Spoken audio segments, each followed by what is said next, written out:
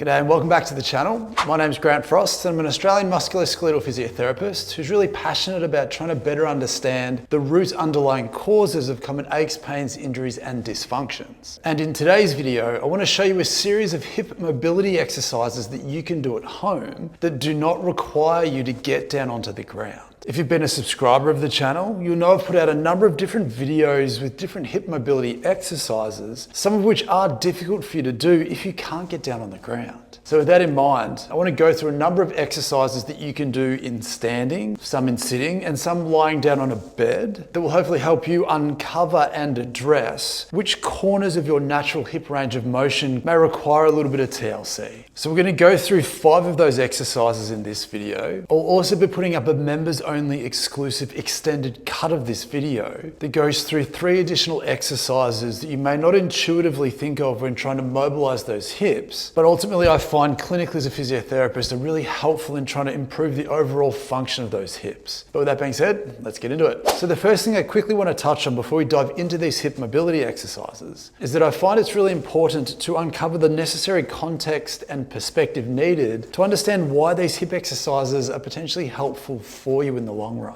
The first, as we mentioned, is that getting down onto the ground is a basic human right. It is something that we all have the ability to do, but tend to gradually lose, of which one of the main ones tends to be the amount of sitting that we do. If you are someone who struggles with your hip flexibility and you take a step back and realize that you also spend a lot of time sitting in a position that has your hips bent at about 90 degrees the whole time, then it may be hard for your hips to maintain that natural indigenous hip range of motion if we're not exploring all the corners that your hip could potentially move into. And this will obviously be reflected in the exercises we're going to get to, but one of the main reasons why sitting may be detrimental to your hip flexibility is that when we're in this sort of 90-degree-ish shape consistently, rarely do we ask our hips to express full hip flexion range of motion. It may also never ask you to get your knee behind the line of your hip and cultivate that hip extension flexibility. Similar to this, if we're never necessarily getting down on the ground, and for that matter, sort of crossing our legs, or getting into a position where we can sit down onto our bottom in this W-sit position, then we're also not necessarily cultivating that rotational range of motion as well. So just that one thing I want you to keep in the back of your mind as you do each of these exercises is that we want to pair mobility exercises that hopefully improve your hip flexibility in all directions, with activities and tasks that use that newfound or newly reclaimed range of motion. So that being said, the first exercise is an exercise we can do in standing that works to improve on your ability to flex that hip.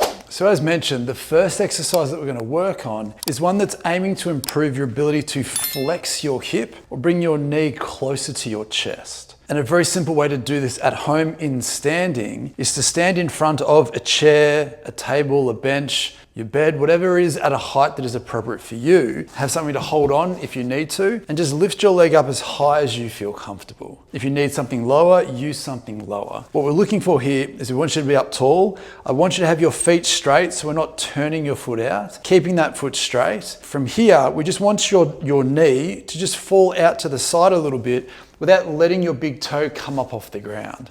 What this does is it just gets your hip out the way a little bit, because as we keep your back tall from your hips, if we poke your hips back as you come forwards, we're looking to feel some sense of tightness right up the back of your thigh, around about the crease where your butt cheek meets your thigh. We don't want you to feel like you're jamming up your tissue at the front of the hip. If you are, again, focus on getting that knee out the way to clear a path for you to come through more successfully. Now, ideally, we want you to get to the stage where you can keep your back straight and have your hands on the bed or the surface just to take the tension out of your back so you don't feel like you're hovering through your back, loading up your back and taking away from the specifics of this hip exercise. But if you can't quite get to the bed, you can rest your arm on your knee. We still want to try and angle it so you can find some tightness there. And as is going to be a common theme through each one of these exercises, wherever you feel that tightness, we want to try and squeeze that area. So that may require you to squeeze your bottom, tense up your thigh, push your foot down into the bed. As always, we want to hold this for 10 seconds. We want to get your brain involved so that when you stop tensing, it creates this reflex which makes your tissue physically relax that little bit more straight away, which should then mean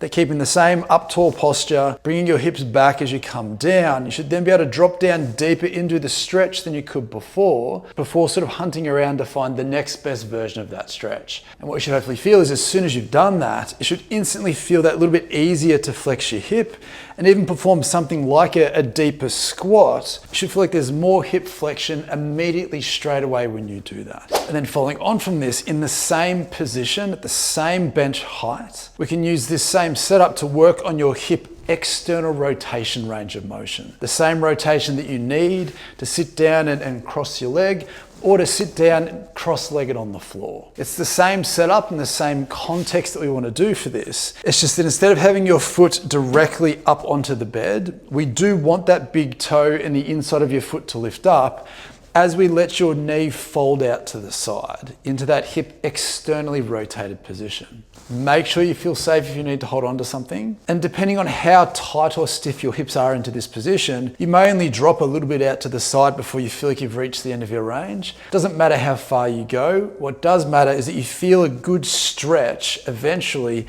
in the heart of that butt cheek where your back pocket would normally be. So from here, the setup again, up tall, have your foot on the inside a little bit just to give you some space to drop that knee all the way down. Same as before, keeping your back straight and taking your bottom back as you come over the top. Same thing, if you can get your hands to the surface, that's fine. If not, you can hold onto your leg, you can hold onto something else. If you've got the arm of the chair or something like that, that's perfectly fine as well. But again, we're looking for some tightness in the back sort of corner of that hip. You can gently rotate towards your knee a little bit, rotate towards your foot a little bit more, just to find the angle that gives you the best access to your specific tightness. As we did with the hip flexion stretch, wherever it feels tight, give that glute and that bottom muscle a squeeze for 10 seconds. Again, when you relax, it'll give. You might find you can get down deeper into that stretch than you could before. Depending on how high the surface is, if you need to get in deeper, you can drop your leg back a little bit more and even drop your back knee a little bit more if you can or need to get into a deeper version of this exercise. But again, it doesn't matter if you're up nice and tall. We're just trying to find the best version of this stretch for you so that when you do this and then you sit down again, cross your leg, it should feel easier.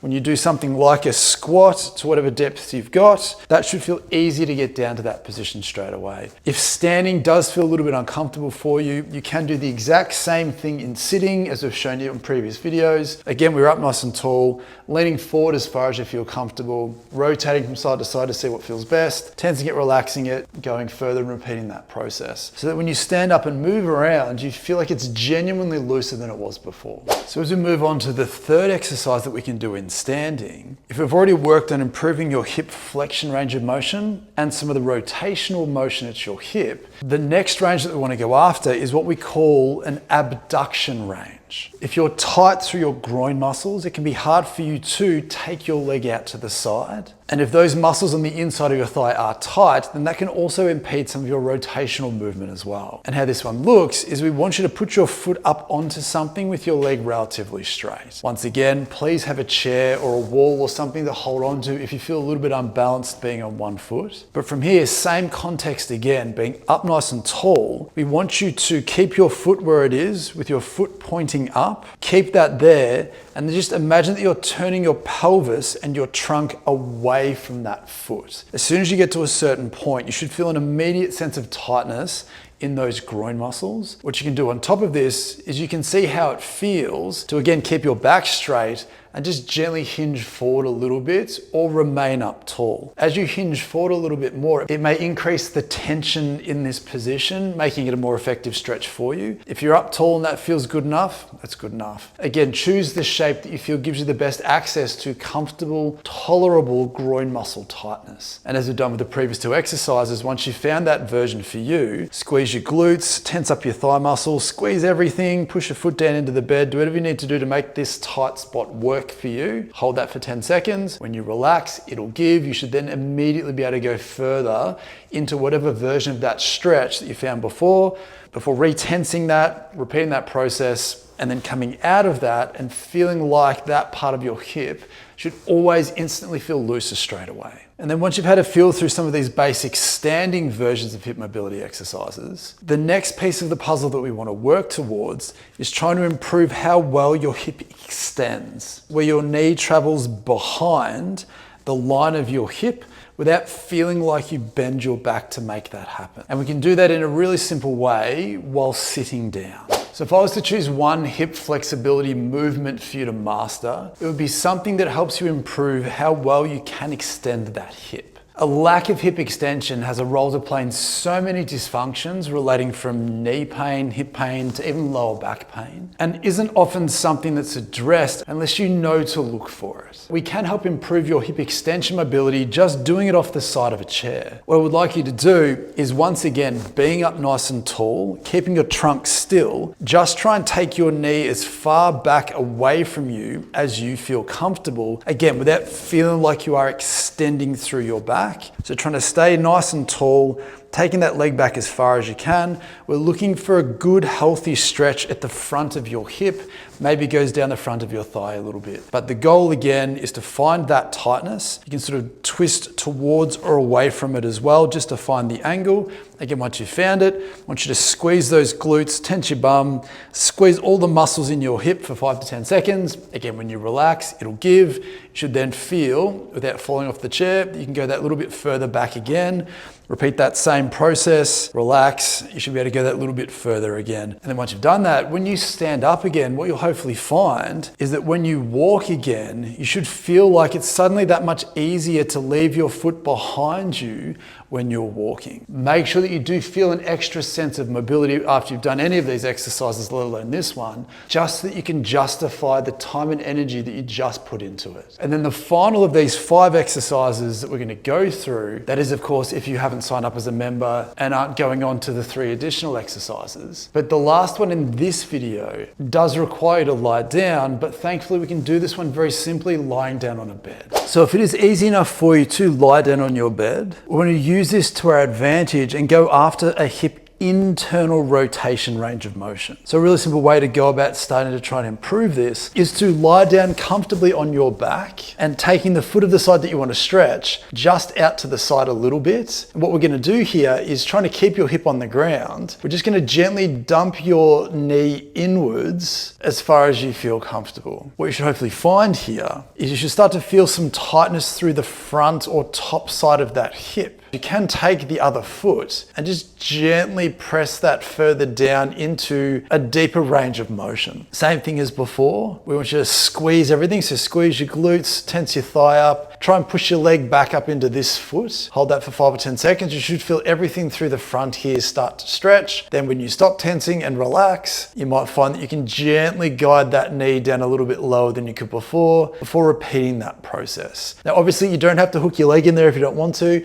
Just having your foot in this position can certainly add a lot to the stretch. Another way that you can progress this is in this position if it's comfortable for you. Maintaining that leg shape, we can get you to try and push through both feet and almost lift your bottom up so that we're also getting some hip extension into this position. This is another way to capture and challenge whatever tightnesses you may have at the front side of that hip that is stopping you from internally rotating as far as you could. So with that being said, thank you for watching. I genuinely hope that these exercises helped you not only find where you might be a little bit limited through your hips, but also gave you some very simple and actionable exercises and techniques that helped you feel immediately looser to some degree straight away. Please remember that if you are going to the trouble of trying to improve your hip flexibility and you don't pair that up with things that then use that new hip flexibility, you may never create a situation where you maintain that newfound flexibility. If you do find that you sit quite a lot, and if you feel like that's starting to have some role to play in why your hips may become tight, maybe try and substitute that sitting time with more movement throughout your day. So if you did find this helpful, please let me know by leaving your comments, leaving a like on the video, or hopefully subscribing to the channel. Please consider becoming a member if you want more exclusive extended cuts of these videos, where I hope to add more depth to these conversations for you. But having said that, thank you again for watching